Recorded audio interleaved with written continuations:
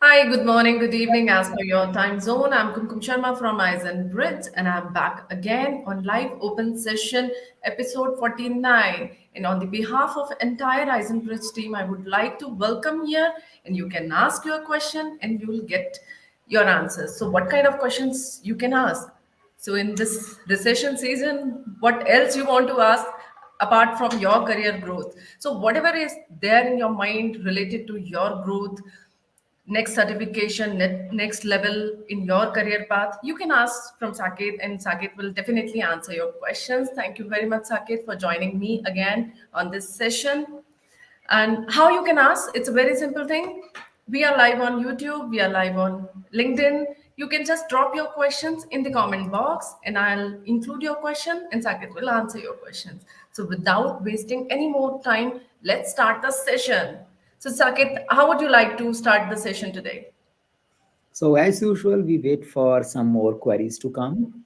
But in the meantime, I would like to spend some time talking about a blog which I recently published on our website, eisenbridge.com. And I believe this blog might be useful for many people who are working as a Scrum Master, trying to get recruiters' attention, and maybe struggling that, I am updating my CV, but nobody is looking at it. So, based on various profiles I have reviewed in our sessions, I keep saying that if you have a specific query, why don't you send your profile to me? So, I keep getting and I keep replying some of these profiles as we go along. So, based on various studies of profiles, I have compiled some points, around 12 points, which probably help people to improve their Scrum Master profile. And in the meantime, others are joining in. I can briefly touch upon those 12 points.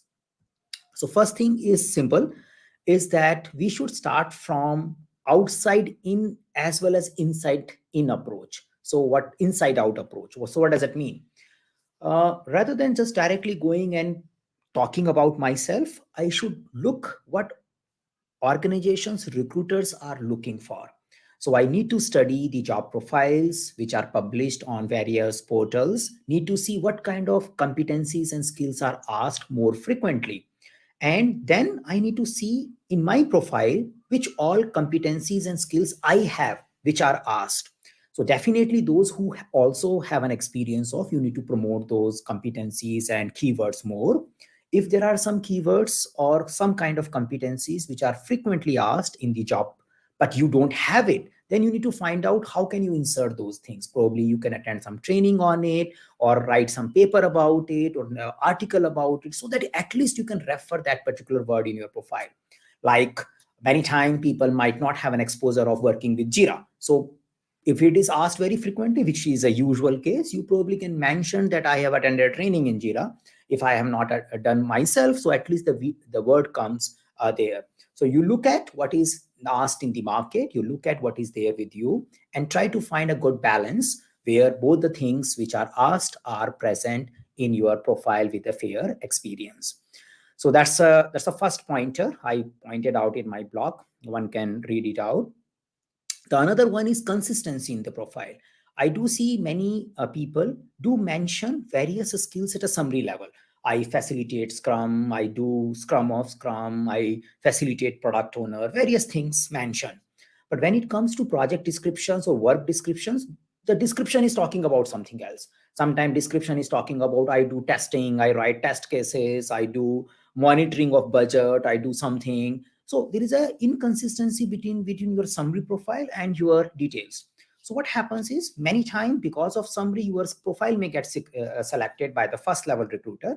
Then it goes to the second level person who probably will give you a call, and then the person may get into the details of your profile and find these inconsistency, may ignore calling and connecting with you. Yeah, so that's another risk. So make sure that your experience is also matching with the summary. Yeah, just don't put a lot of keywords in the summary and the experience or the details are inconsistent with it.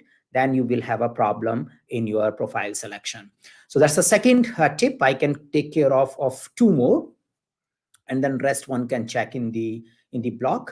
Avoid negative words. So many time there are words like I do budget control, I do monitoring, I do ensure tracking of things in a particular manner.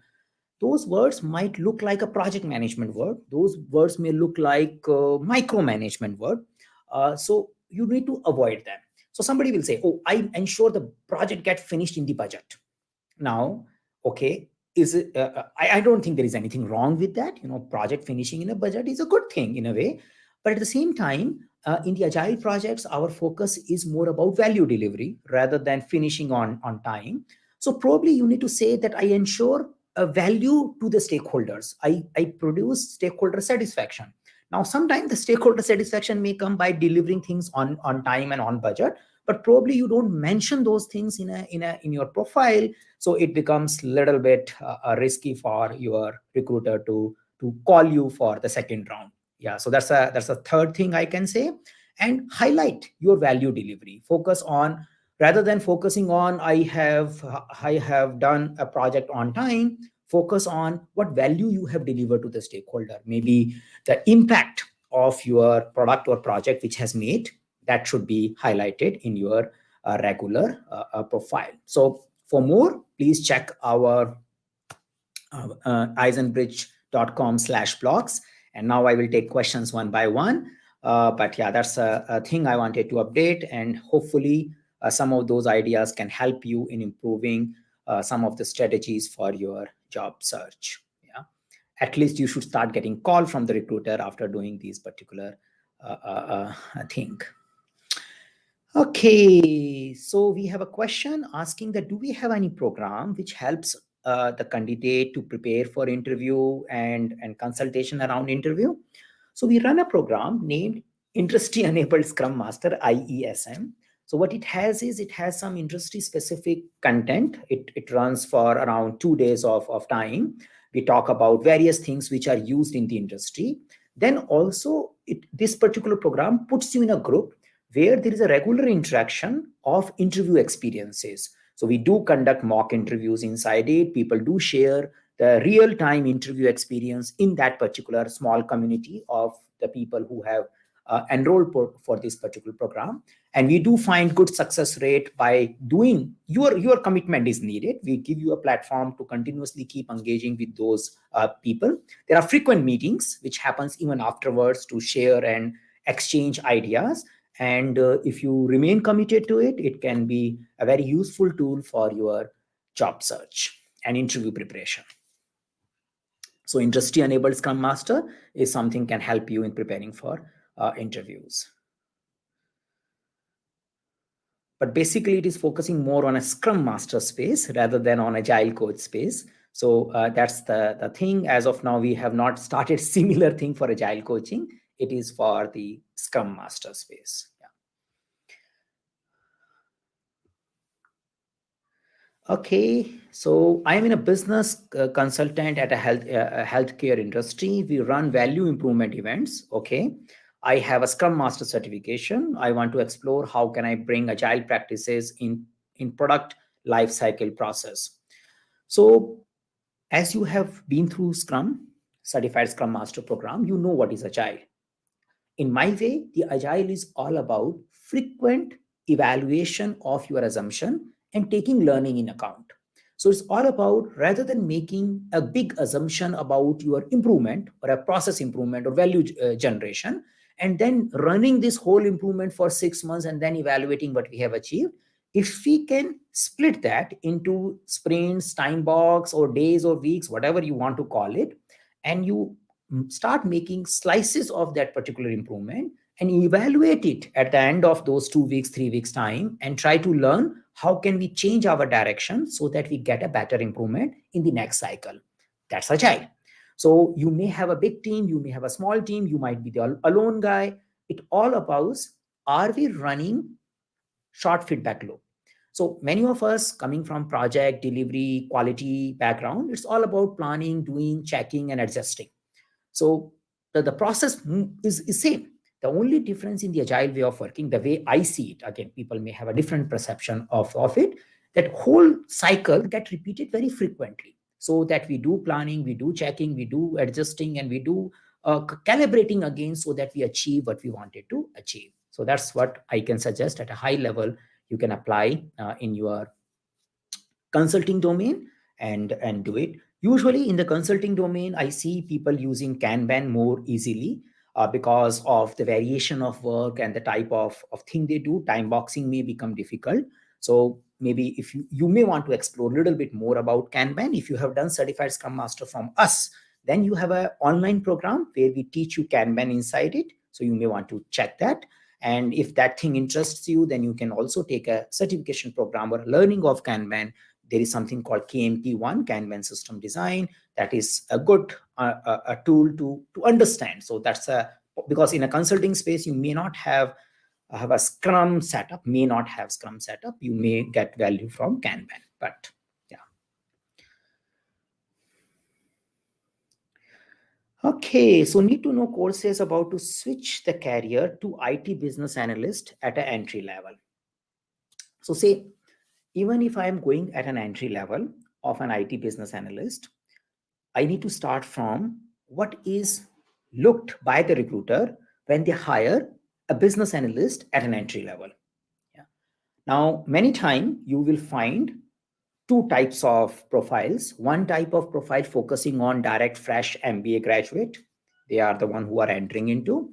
The another type of profile might be focusing on people who might have experience in the domain or experience in the development in some areas, and they may want to transition to the business analysis space. But the recruiter will also value what you have done before.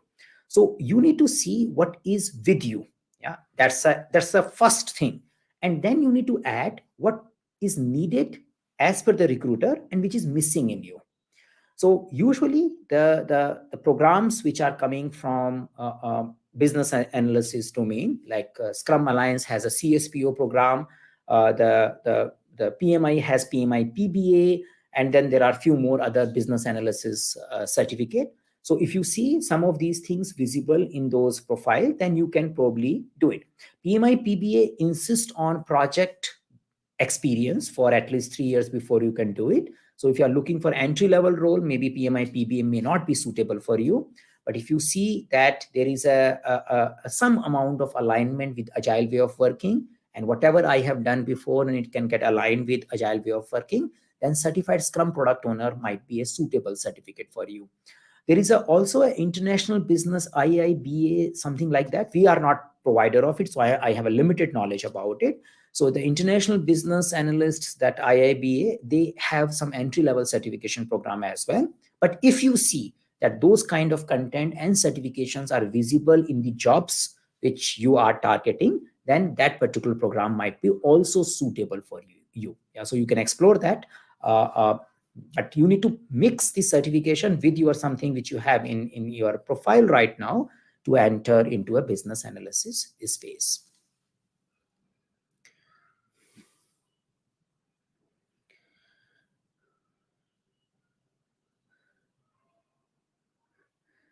Hi, hello everyone. I see some of you joining in. Yeah, so great joining in here. So we have a question: as a Scrum Master, how do you stay organized and work with multiple teams at once? So I think that could be a question to anyone. How do you remain organized? Be it a Scrum Master, be it a product owner, how do you maintain your priorities? What is your typical day? How do you get things done and without getting chaotic about it? So I believe it depends upon the organization as well as individual. Like many organizations insist you to use some set of systems. For example, they might be insisting you to use Jira. Some may insist you to use Asana. Some may insist you to use physical Kanban board. So you need to see what I use, how efficiently I use that, so that that particular tool tells me what to do next. And whenever something comes to me, I put it there. So if you are using Jira, you need to use Jira to remain organized for yourself as well as for others.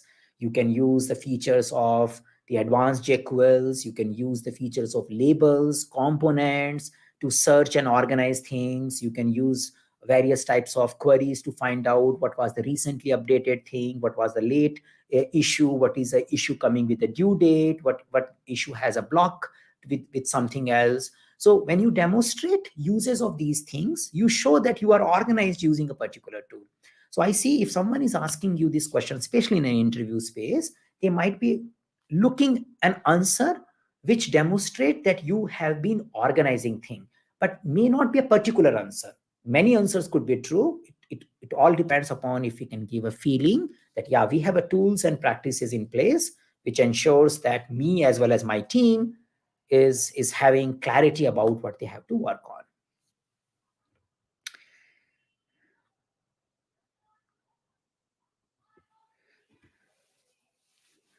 Okay, so we have a question. So I worked as a pre-sale business analyst and I have a 6 years experience overall in that domain. What would be the next step for me to grow up in my career, and the career option I should go for? I think you should target for working as a development business analyst, CSPO, Certified Scrum Product Owner, is a good certification to understand that. But the product owner role in the Scrum world will be a good thing for you.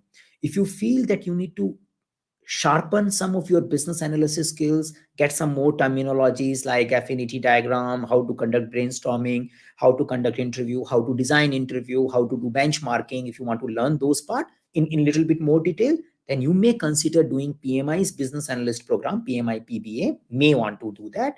If you feel, no, I have a sufficient details, I just want to get into the development flow, then you can directly jump to a certified Scrum product owner, which will help you to understand how business analysis and product related work is done in the Scrum environment, and then find out the profiles of the product owners, see what is asked, job descriptions of product owner, see what is asked, see what you already have, find the gap and fill the gap. Probably you need to fill things like user stories, splitting the user stories, adding acceptance criteria, that kind of stuff. I suspect when you work in a pre-sale space, you may not do all this. You may more focusing on solutioning part rather than facilitating the incremental development and delivery. So you need to move your experience from external solutioning to internal delivery. And for that, you may need to fill some of these terminologies and gaps. If you do CSPO program, it's a simple 2 days program. It will educate you what is needed. Yeah. Then you can build skill on those parameters and position yourself for product owner profile in the Scrum team.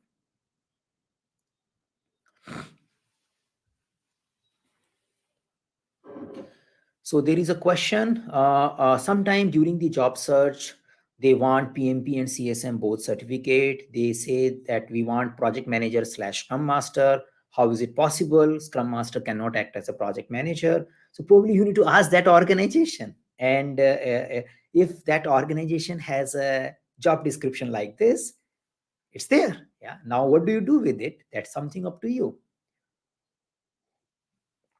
So if you see it's not possible, but it is in front of you, how can you say it's not possible? It's in front of you. So we need to understand it's possible, yeah, because it's front of me. Now I need to understand what kind of organization might need those kind of profile.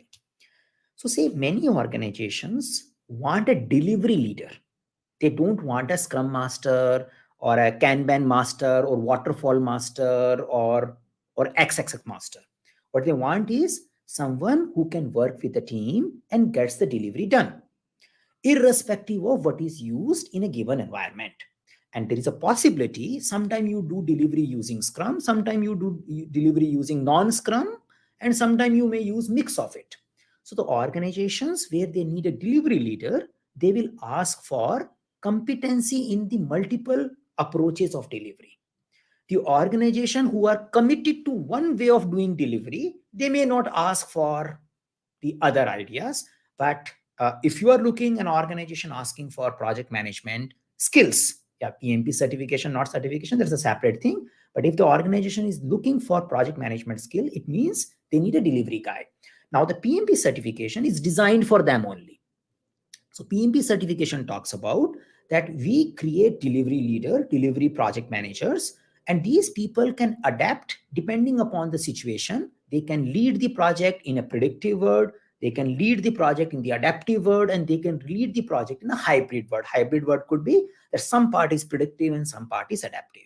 So Yeah, so that's the possible profile you are looking at. You have a choice. You may not want to go into the organization where they need a delivery lead. You may want to focus on the organization where they need a scrum caretaker or a scrum master.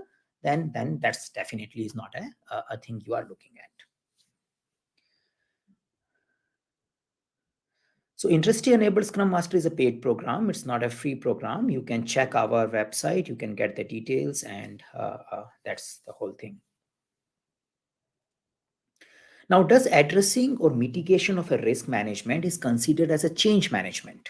Now, that's something, a specific question when we talk about PMP exam. So say if there is a risk and I'm doing something about it, do I need to do change management for that? So the answer depends. Most likely not. Most likely not. Yeah. Now, what does it mean? So if I have a risk identified, for example, I have identified a person A may end up taking sick leave because he is looking little weak and previous COVID situation and all, and he may end up going for a long leave. And since when he will go for a long leave, I will have someone else to take care of his work, and I am making that person work closely with that guy. Now this person takes a leave. You already have a plan in place. You don't have to do any change. So you had a mitigation plan in place, and it is going without any asking for change. Now, assuming this was a case, but you never realized that that could be a case, this risk was not identified before. And even if it was identified, there was no mitigation plan in place. And this person has taken 1 month leave now. Now, what do? You probably need to go to the management and says, I need to get someone extra person here. And for that, I need a little change in my resource planning. Probably I want to release this guy because I can't wait for next 1 month. And I want to release this guy and take someone else. Yeah. Now, when you want to do that, you probably need to take a management understanding or approval for that. So it depends upon what is occurring and at what extent you need to go to the acceptance of the management. And if that threshold is there, if the person is taking leave for 2 days, even if it is not identified, you may not go to the management. Yeah, even though it's a change in your project schedule, project work, but you don't go to a management and you don't raise a change request. So in our each project, and each project may vary, we need to identify where are the what are those events, what are those thresholds where we need to involve somebody who can take a holistic view and help us in taking appropriate action. And that approach, that holistic view and appropriate action approval, is called change management.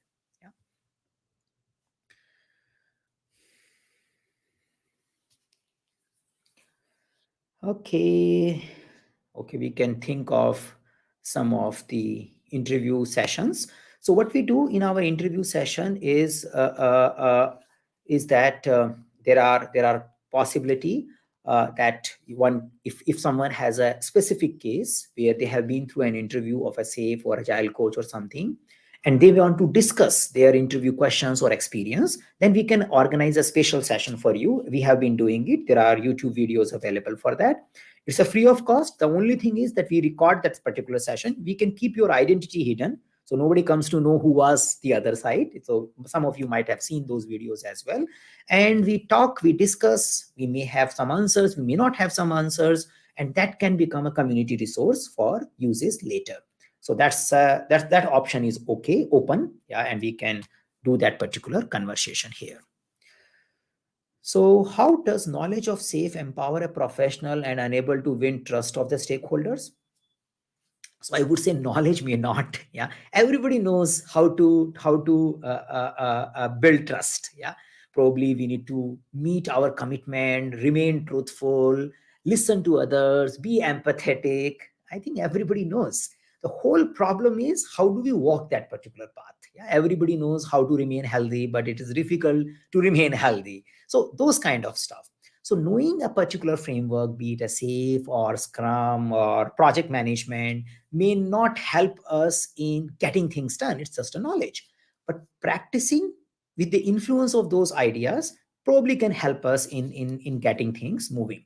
Now, so the question can be changed. What are the elements in the SAFe which are designed to create trust amongst the stakeholder? Yeah, so that question I can probably answer, but one has to walk the path. So in the SAFe way of working, our focus is transparency. So like doing collaborative meetings like a PI planning meeting, is a one way where we create empathy in all the groups about what we are doing, what challenges development team is facing, what kind of a business challenges or requirement the stakeholder has. We have a place to talk. Yeah, so we do it pretty much transparently, and we engage those stakeholders in identifying business value and prioritizing our work in a meeting which we call PI planning meeting.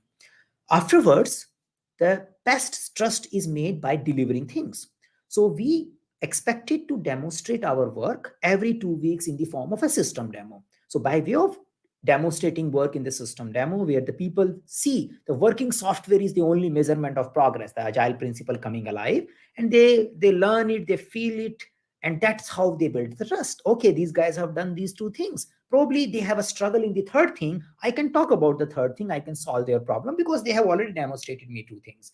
So if I meet my commitments, if I walk my talk, I develop the trust. If I get stuck, I keep things transparent. That also builds the trust.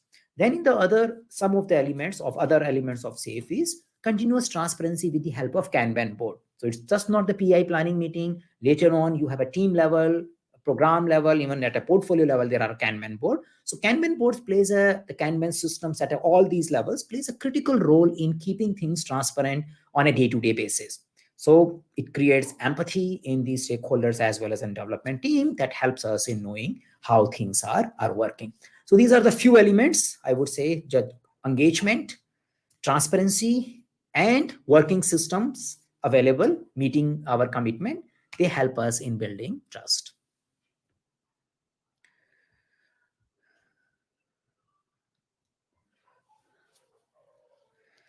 Now, okay, so we have a question.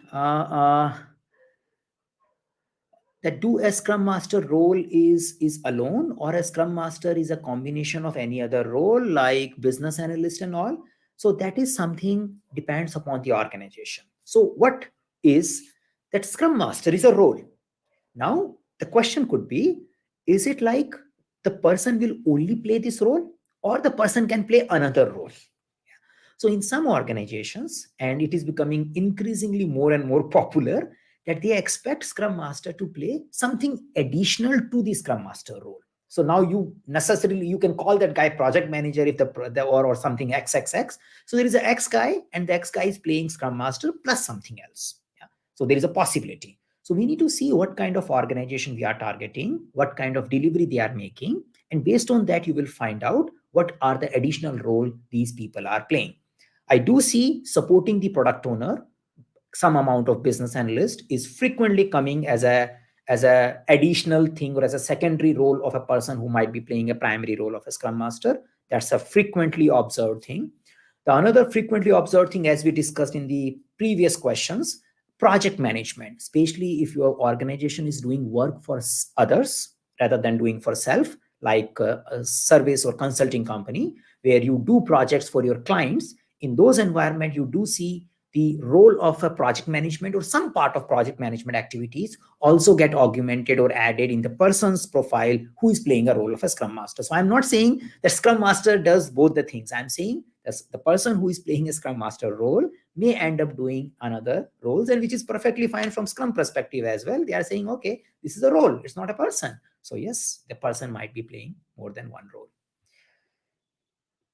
Okay, evidence-based management, I have not recently checked in. I remember it's a Ken Schuber's concept. There was a book talking about it, and it was a kind of a management content talking about how to apply agile ideas, Scrum ideas in the management space. But lately, I have not checked what was happening in the evidence-based management space. So not updated about it.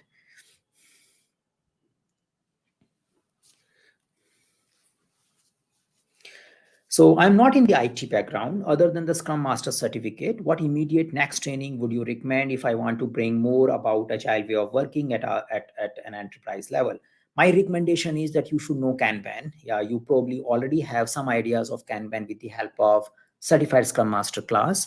And as I said before, if you have enrolled to our program, then you have a videos of Kanban, finish them first.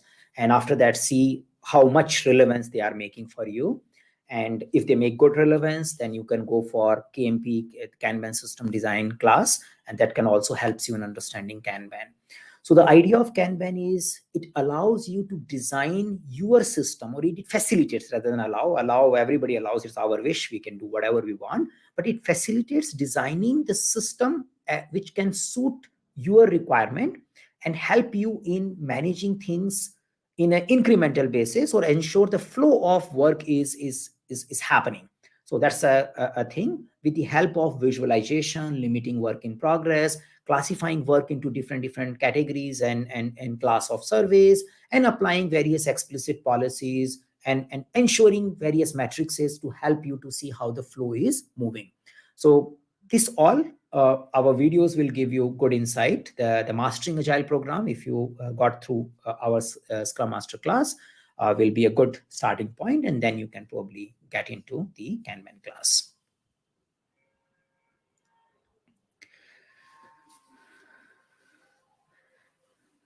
Okay, so do a Scrum Master have to have knowledge of a business analysis? Which domain is going to be easy to understand in a business analysis perspective? If somebody wants to have much knowledge and have a choice, does not have much knowledge and have a choice. Okay, so in general, as I said, that not all Scrum Masters will need a business analysis experience. Yeah, so you need to see which particular organization you are talking and targeting.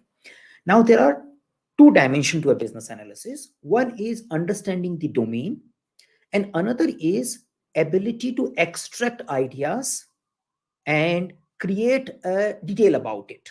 So by way of conducting interview, by way of making flow chart, by way of doing observation, by way of doing data analysis. So that part is independent of the domain. So you need to manage and show a lot of charts, data trend, irrespective of any domain. The numbers and tables will be different, but it's more about ability to see the patterns. Yeah, ability to forecast the demand or the customer behavior in the upcoming space. That's the type of skill one has to develop. So you probably need to learn, yeah, and the CSPO would be a good starting point.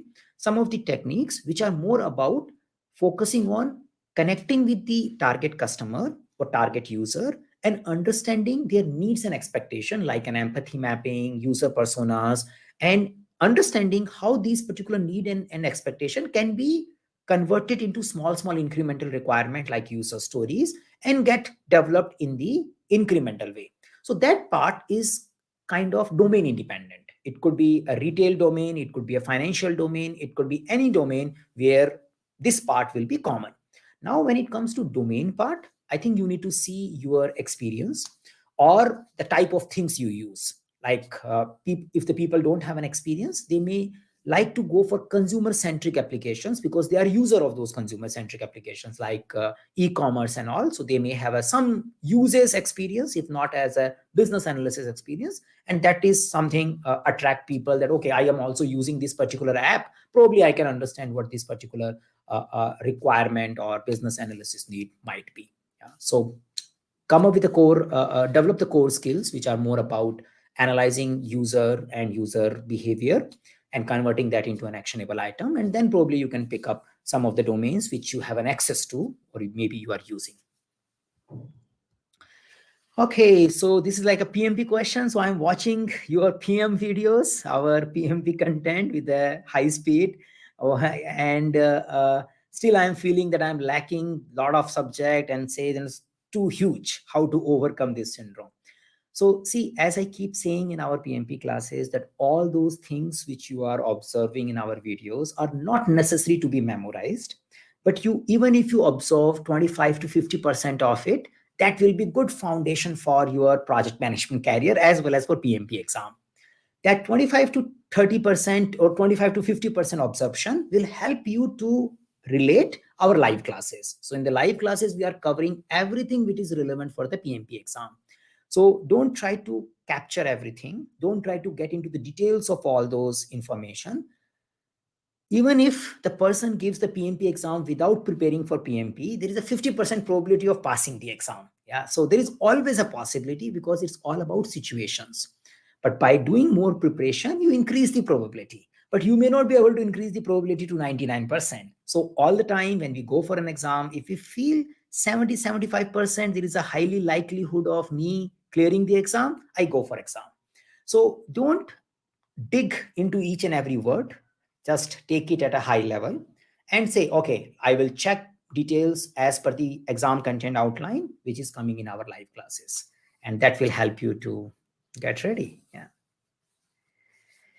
Okay, so here we are. It is a pause time.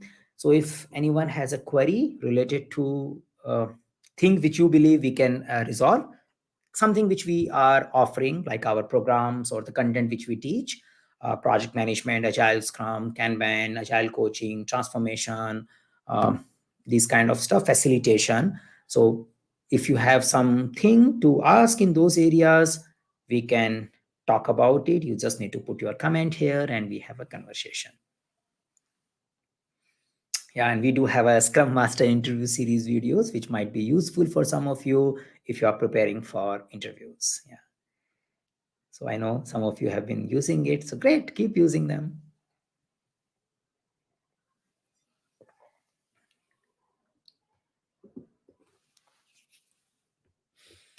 Okay, so looks like we have a pause here.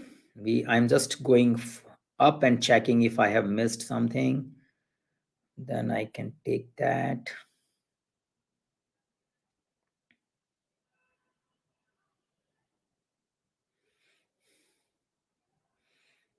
I think we are good. Yeah, we have taken care most of the queries which are asked. Okay, so if there is a pause, then I can probably talk about the another blog which I have published during this week. Yeah, that could be a good conversation. And in the meantime, if you have any query, you can bring it, else we will close after that. So as I spoke in the beginning, we had a blog talking about how to put your details in the Scrum Master, put your details in the profile or a resume so that you start getting calls for a Scrum Master role. So there are some ideas which you can check on our website, yeah, eisenbridge.com/blog. The another blog which we have published recently talks about the roadmap or a career path for Scrum Master. Many times we get this query like what should I do after the Scrum Master? I'm already thinking that what should be my next role. So how do I take that particular journey? So we have been discussing and answering that particular question in our this session as well frequently.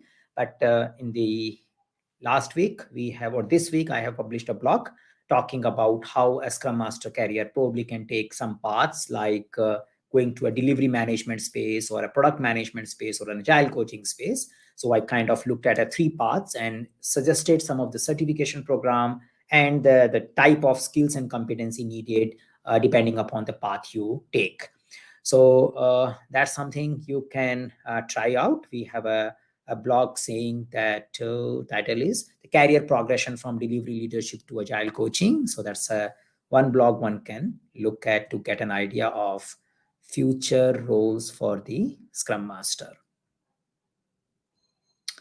Okay, so if all good, I just take a pause for a minute, else we close the session. Yeah.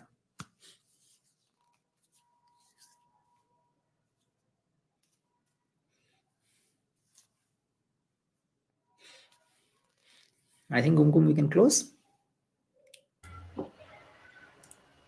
This is the first time we are closing so early.